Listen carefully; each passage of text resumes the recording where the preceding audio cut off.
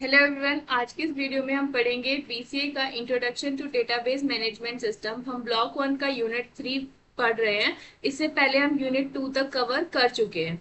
Return अब इसके अंदर जो इसका नेम है that is database integrity and normalisation. इसके अंदर हम रिलेशनल डेटाबेस इंटीग्रिटी ऑलरेडी पढ़ चुके हैं, जिसके अंदर हमने क्या क्या चीजें कवर की थी। रिलेशनल डेटाबेस इंटीग्रिटी की इंटीग्रिटी क्या होती है, जिसमें हम कंसिस्टेंसी को मेंटेन करें। ठीक है, कोई भी ऐसा डेटा ना हम उसके अंदर ऐड करें जो हमारी मतलब अनऑथेंटिक पर्सन यानी कि कोई हैकर वगैरह हमारे डेटा को किसी भी तरीके से आके चेंज ना करे और हम उसकी कंसिस्टेंसी को मैनेज कर सके। ठीक है, उसी को हम इंटीग्रिटी बोलते हैं। जैसे कि अगर आप और आपके फ्रेंड, ठीक है, ए है और बी है। ए के पास में 500 रुपीज है और बी के पास में जीरो अमाउंट है। ठीक है, ये हमारा फर्स्ट स्टेप, मतलब फर्स्ट जब इनिशियल स्टेप है, यानी कि इनका बैलेंस इतना है। अब ए चाहता है कि मैं ना बी को अपना सारा पैसा ट्रांसफर कर दूं। ठीक है, तो ए के पास में 500 रुपीज माइनस होने चाहिए और बी के पास में 500 रुपीज प्लस होने चाहिए। अब देखो दोनों का टोटल यहाँ पर भी क्या रहा हमारे पास में 500। ठीक है, अब यहाँ पे क्या हुआ कि इसका यहाँ पे अब जो 500 मतलब -500 का मतलब क्या कि इसके पास में अभी कितना रहेगा -500, यानी कि जीरो रह जाएगा। 500 में से 500 गए तो 500 बचे। अब यहाँ पर हमारा जो आंसर आएगा, ठीक है, इन दोनों का जब आप जीरो और 500 प्लस करोगे तो कितना आएगा 500। तो लास्ट में जो है ये हमारा अमाउंट है वो सेम रहना चाहिए। ठीक है, तो यहाँ पर हमें इंटीग्रिटी को देखना है कि जो भी मतलब हमारा इनिशियल स्टेट पे जो चीज आ रही थी बाद में हमारा हिसाब किताब क्या रहे, बराबर रहे। ठीक है, अनऑथेंटिक पर्सन किसी भी तरीके से हमारे जो डेटाबेस है उसको किसी भी तरीके से नुकसान ना पहुंचाए। ठीक है, तो ये हो गया हमारा रिलेशनल डेटाबेस इंटीग्रिटी की हम इसको भी मेंटेन करके चले अपने डेटाबेस के अंदर। उसके बाद है कीज। की हमने तीन तरह की ऑलरेडी पढ़ी हुई है। तीन तरह की होती है। एक होती है हमारी सुपर की, दूसरी होती है हमारी कैंडिडेट की, ठीक है, और तीसरी होती है हमारी प्राइमरी की। जो हमारी सुपर की होती है वो क्या होती है, हमारे डेटाबेस के अंदर जितनी भी मतलब जो भी कीज है, यानी कि जो भी ऐसे एंटिटीज हैं जो किसी ना किसी मतलब किसी भी तरीके से पूरी टेबल की वैल्यू को ढूंढने में सक्षम है। ठीक है, तो उसको बोलेंगे कि वो सुपर की है। कैंडिडेट की वो होती है जो किसी मतलब हमारी सुपर की को रिडंडेंट करके बनाई जाती है। ठीक है, मतलब वो थोड़ी सी उनसे मतलब बोल सकते हो आपकी जो सुपर की होती है उसका उसमें क्या होते हैं, रिपीट हो सकती है। जो एंटिटीज हैं हमारी एट्रीब्यूट्स है उनकी वैल्यूज को रिपीट किया जा सकता है, लेकिन कैंडिडेट की में नहीं होता है। हमें उनको मिनिमाइज करना होता है। प्राइमरी की क्या होती है, प्राइमरी की वो सुटेबल की होती है जो हम मतलब बहुत सारी कैंडिडेट की हो सकती है, उसमें से हम एक प्राइमरी की बनाते हैं जो हमारे लिए बहुत ज्यादा सुटेबल हो और सब उसको याद रख सके। जैसे सुपर की क्या हो सकता है कि आपके पास में देखो आपका नेम आपको पता है, ठीक है, आपका एड्रेस आपको पता है और आपका फोन नंबर आपको पता है। ठीक है, चलो नेम किसी और के साथ मैच हो जाएगा, एड्रेस किसी के साथ मैच हो जाएगा, पर फोन नंबर तो हो सकता है कि डिफरेंट रहे। तो जब इन तीनों का कॉम्बिनेशन बनेगा तो आपकी सारी डिटेल निकल सकती है।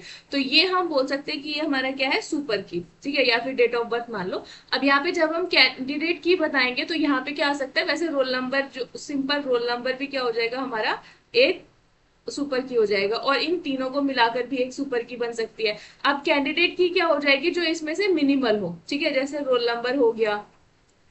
अब इन तीनों में ना कोई भी वैल्यू डुप्लीकेट नहीं है, तो इसको भी हम कैंडिडेट की बना सकते हैं। जैसे रोल नंबर और नेम हो गया। ठीक है, ये क्या हो गया, रोल नंबर और नेम। रोल नंबर और नेम, रोल नंबर और नेम दोनों दोनों में मतलब एक रोल नंबर जो है वो मतलब रोल नंबर अकेला भी कैपेबल है, रोल नंबर नेम के साथ भी कैपेबल है। तो इन दोनों में से कौन सा चूज करेंगे, हम रोल नंबर चूज करेंगे और ये तीनों को एज इट इज ले लेंगे। अब प्राइमरी की क्या होगी, इसमें से जैसे जो name, address and phone number, इन तीनों में से जो सबसे अच्छी होगी। ठीक है, तो रोल नंबर, यानी कि अब ये चीज क्या है, सुटेबल है, आप याद रख सकते हो। ठीक है, तो प्राइमरी की हम क्या बनाते हैं, रोल नंबर। जैसे आप कभी भी अपना किसी भी कॉलेज में, स्कूल में, कहीं पर भी अगर एडमिशन लेते हो तो हमारी प्राइमरी की क्या होती है, रोल नंबर, यानी कि रोल नंबर के बेसिस पे आपका सारा डेटा निकाला जा सकता है। ठीक है, अब इसके बाद में है रेफरेंशियल इंटीग्रिटी। रेफरेंशियल इंटीग्रिटी का मतलब क्या, कि जब हम दो, मतलब हमारे पास में टेबल है, ठीक है, ये ऐसे मानो कि हमारे पास में एक टेबल ये है ए एंड बी, यहाँ पे हमने इसको क्या बना दिया, प्राइमरी की, और यहाँ पर एक और ले लो वैल्यू सी, और यहाँ पर सी को हमने बना दिया प्राइमरी। इस टेबल के अंदर ये रिलेशन R1 है, ये रिलेशन R2 है, यहाँ पर कोई वैल्यू है D। अब यहाँ पे क्या होगा कि ये जो हमारा, ये इसके अंदर हम, ये प्राइमरी की नहीं है, लेकिन यहाँ पर जाकर ये क्या बन गया, प्राइमरी की। तो यहाँ पर वैल्यूज जो है वो रिपीट हो सकती है, लेकिन यहाँ पर वैल्यू एक ही रहेगी, यूनिक रहेगी, और उसके कॉरेस्पॉन्डिंग तो यहाँ पर डेटा रहेगा, ठीक है। और ऐसी कोई भी वैल्यू आपको यहाँ पर नहीं रखनी, जैसे 104 यहाँ पर एग्जिस्ट कर रहा है, और मतलब ऐसा कोई वैल्यू आपके पास में नहीं होनी चाहिए, जैसे 104 है और यहाँ पर 103 है, तो ऐसी कोई डिटेल यहाँ पर नहीं होनी चाहिए। यहाँ पर क्या होएगा, 104 होएगा, तो यहाँ पर जो वैल्यूज होनी चाहिए वो एक दूसरे से मैच करनी चाहिए, ठीक है। तो रेफरेंशियल इंटीग्रिटी मतलब कि हमें ऐसी मतलब जो भी हमारी दो टेबल्स आपस में क्या है, रेफरेंशियल मतलब फॉरेन की के थ्रू जुड़ी हुई है, तो उसके अंदर डेटा मिसमैच नहीं होना चाहिए, वो एक दूसरे से कनेक्टेड होना चाहिए, ठीक है, ताकि हम उसके बेसिस पे किसी दूसरी वैल्यू को ढूंढ सके। अब यहाँ पर देखो, यहाँ पर 103 है, यहाँ पर 103 है ही नहीं, ठीक है। तो हम इसमें से 103 की डेटा को ढूंढेंगे, तो ढूंढेंगे भी क्यों, क्योंकि उससे रिलेटेड अगर कोई इन्फॉर्मेशन है भी तो हमारे किसी काम की नहीं है, ठीक है। तो इस चीज को भी आपको ध्यान रखना है। उसके बाद में है एंटिटी इंटीग्रिटी। एंटिटी इंटीग्रिटी का मतलब क्या, कि जब भी हम किसी डेटाबेस को बना रहे हैं, तो वहां पर जब आप प्राइमरी की डिफाइन करोगे, तो उस प्राइमरी की में क्या होना चाहिए, यूनिकनेस होनी चाहिए। जो भी आपकी की होगी वो कैसी होनी चाहिए, यूनिक होनी चाहिए, और साथ में कोई भी no null value, null value और नॉट अलाउड, ठीक है, कोई भी नल वैल्यू उसके अंदर नहीं होनी चाहिए। तो ये था हमारा, जो हमने लास्ट लेक्चर में ऑलरेडी पढ़ा भी था, पर ये हमारे इस लेक्चर में दोबारा से था, तो मैंने इसको दोबारा से एक बार बता दिया है, ठीक है। अब इसके बाद में है रिडंडेंसी एंड एसोसिएट प्रॉब्लम। जो हमारी ये टेबल्स को बनाते हैं, ठीक है, जो भी आपकी टेबल्स होती हैं, जैसे अभी रेफरेंशियल इंटीग्रिटी की बात करी, तो यहाँ पर क्या होता है कि जो हमारी टेबल्स है वो एक दूसरे के साथ किसी ना किसी तरीके से कनेक्टेड है। तो वो जब कनेक्शन हो रहा है ना, तो कई बार हमारी डेटा को, मतलब कई बार ऐसी वैल्यूज को हम डिलीट कर देते हैं जो हमारे लिए जरूरी थी, और कई बार ऐसी वैल्यूज रह जाती हैं जो हमारे लिए जरूरी नहीं थी। तो उन सभी चीजों को देखते हुए हमने यहाँ पर 3 प्रॉब्लम्स को डिस्कस किया है। दीज आर एनॉमली, जिसकी बेसिस पे हमें डेटाबेस को क्रिएट करने में बहुत ज्यादा दिक्कत आती है। जैसे जब हम बात करें अपडेशन एंड मॉडिफाइंग एनॉमली की, तो इसमें क्या होता है, when we want to update a single value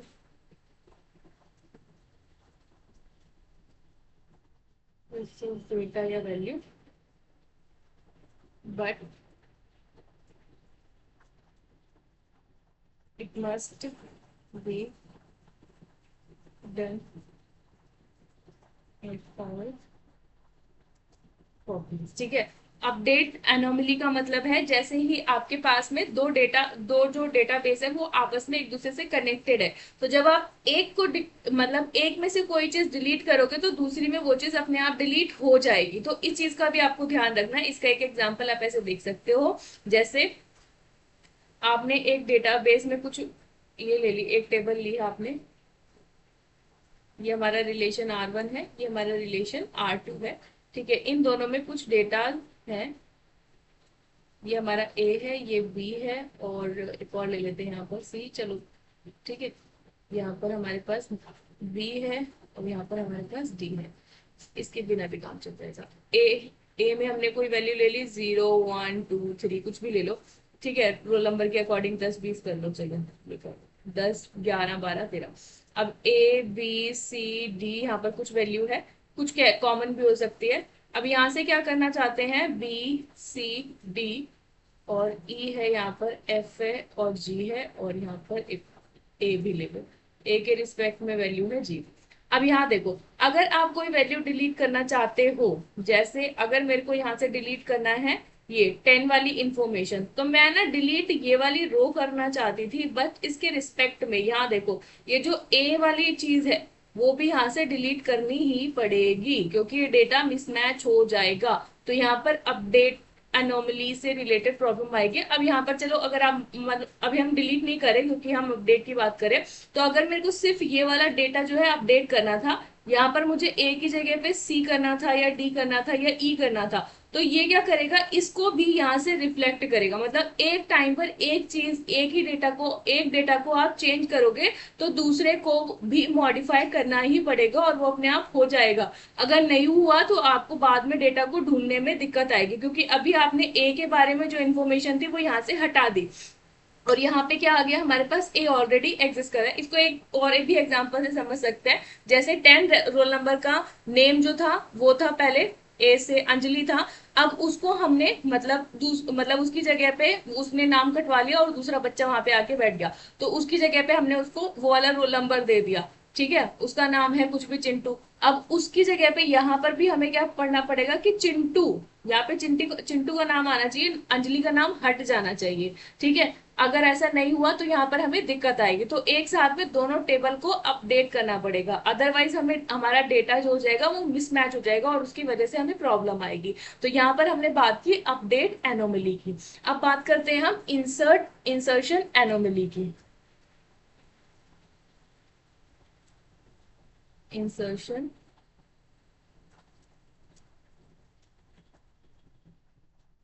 I know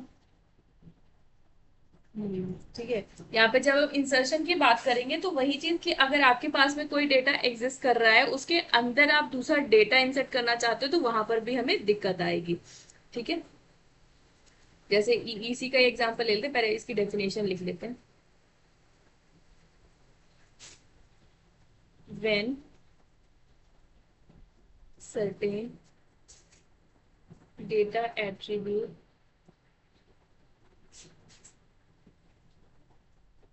can not be inserted into database without the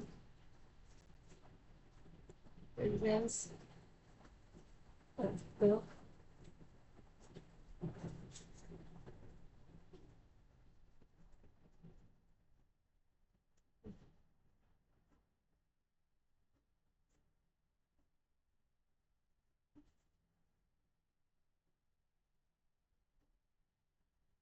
without the presence of update मतलब अनदर डेटा। अब यहाँ पर हम एक दूसरा एग्जांपल ले लेते हैं।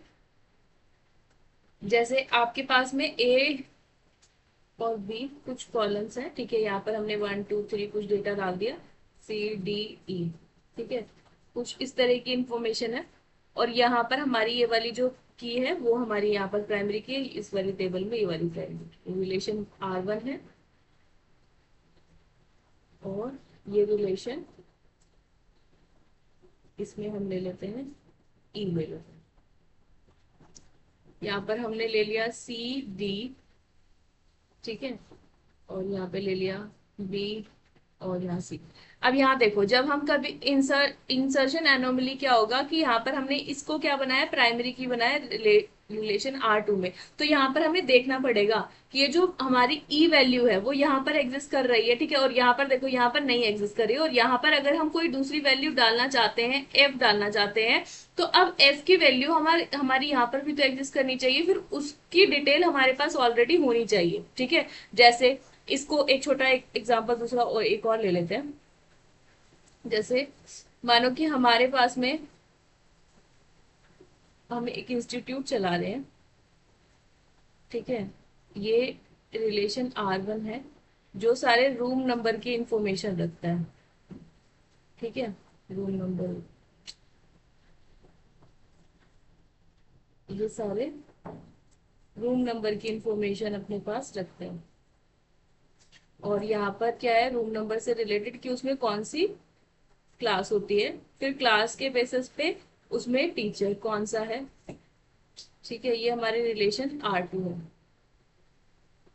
अब यहाँ पे क्या है, हमारे पास में रूम नंबर जो है वो 101 102 103 एग्जिस्ट कर रहे हैं, और यहाँ पर क्लास उसके बेसिस पे हो रही है, ये CS की हो रही है, यहाँ पर BBA की हो रही है, यहाँ पर BCA की हो रही है। ठीक है, अब यहाँ पर हम एक और क्लास लगाना चाहते हैं,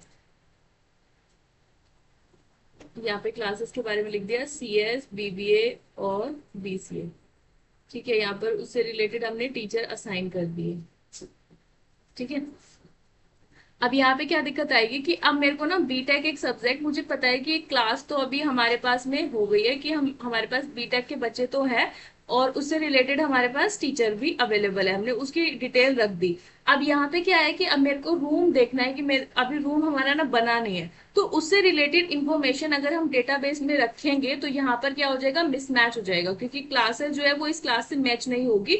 तो हम कभी भी बीटेक वाली डेटा का जो है रूम नंबर फाइंड नहीं कर पाएंगे। तो अगर हमें पहले से पता है तो उसकी प्रेजेंस में भी हम डेटा को बिना रूम नंबर पता किए उसके अंदर फिल नहीं कर सकते। ऐसा करेंगे तो डेटा मिसमैच हो जाएगा, फिर डेटा को ढूंढने में हमें दिक्कत आएगी। और अगर कभी इन फ्यूचर हमें दोबारा से देखना पड़ा तो यहाँ पर हमें देखना पड़ेगा बीटेक में कौन सी टीचर थी, फिर उससे रिलेटेड रूम नंबर पे जाएंगे तो हमारा जो डेटा है, क्योंकि हो सकता है इन फ्यूचर की अगर हमने कोई भी चीज चेंज करी तो वहां पर हमें दिक्कत आएगी। ठीक है, चाहे हमारा जो एम्प्लॉय था जिसने उस डेटाबेस को बनाया था, अगर वो चला गया तो फिर हम किससे जाके डेटाबेस को फेच कराएंगे, फिर कहाँ से दिखाएंगे, तो ये सारी दिक्कत हमें आ सकती है। तो इंसर्शन एनोमली जो है वो हमें ये बताता है।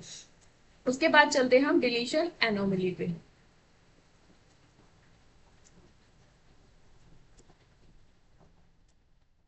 डिलीशन एनोमली, इसमें क्या होता है, इफ वी डिलीट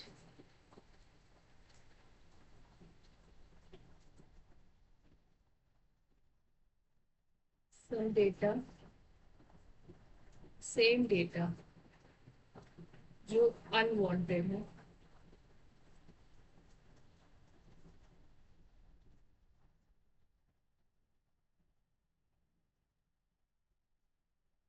डिलीशन और सम अदर डेटा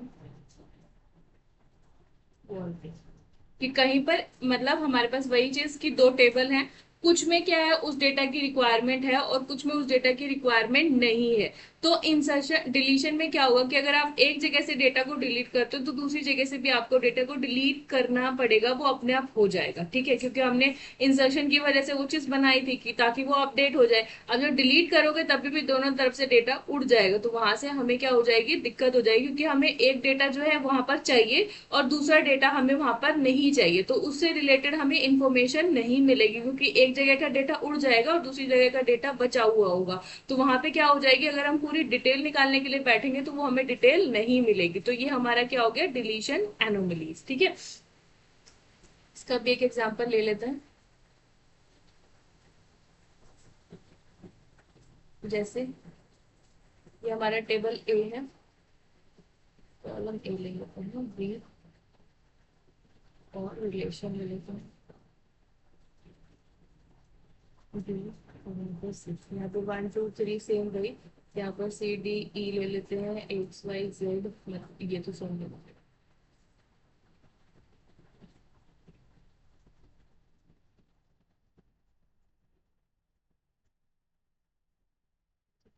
यहाँ पे हमारे पास रिलेशन R1 है, यहाँ पर रिलेशन R2 है, और इसमें हम कुछ और ले लेते हैं, 0 0 और 0 1 और 1 1। ठीक है, अब यहाँ पे क्या है कि हमारे को ना मतलब कोई एक टीचर था जो और पढ़ा रहा था। ठीक है, उसका नाम था 1 1। अब ये जो टीचर है ये यहाँ से मतलब उसने किसी भी तरीके से कॉलेज छोड़ दिया या कुछ भी है, वो अब नहीं पढ़ा रहा है। तो यहाँ पर क्या है, जो ई है वो हमारे लिए अनवांटेड डेटा हो गया इस टेबल के लिए। लेकिन यहाँ पर जो R1 है उसके लिए ये डेटा तो अभी भी जरूरी है ना, क्योंकि अगर वो टीचर चला गया, अभी जब तक कोई नया टीचर नहीं आएगा तब तक हम इसको हटा नहीं सकते। तो इस डेटा को की इसमें रिक्वायरमेंट है और इसमें रिक्वायरमेंट नहीं है, पर हम डिलीट करेंगे तो हमें यहाँ से भी डेटा को डिलीट करना पड़ेगा। ठीक है, तो यहाँ पर क्या है, डिलीशन एनोमली का हमें ध्यान रखना पड़ेगा, क्योंकि इसकी वजह से ये सारी चीजें अराइज ना हो, इसके लिए हम क्या करते हैं, नॉर्मलाइजेशन करते हैं। यानी कि जो भी आप टेबल्स बनाते हो उनको हम नॉर्मलाइज करते हैं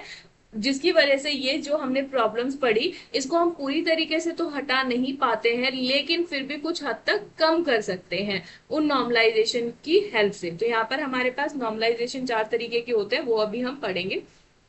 उससे पहले हमारे पास में है सिंगल वैल्यू डिपेंडेंसीज। ठीक है, तो यहाँ पर यही है, नॉर्मलाइजेशन के अंदर हम यही चीजें पढ़ेंगे। First normal form, second normal form, third normal form और बाय स्क्वाड नॉर्मल फॉर्म। तो अब नेक्स्ट वीडियोस में हम इन्हीं नॉर्मल फॉर्म्स के ऊपर चर्चा करेंगे, और ये जो फॉर्म नॉर्मल फॉर्म्स है ये हमारे लिए बहुत ज्यादा इंपॉर्टेंट है for exam point of view.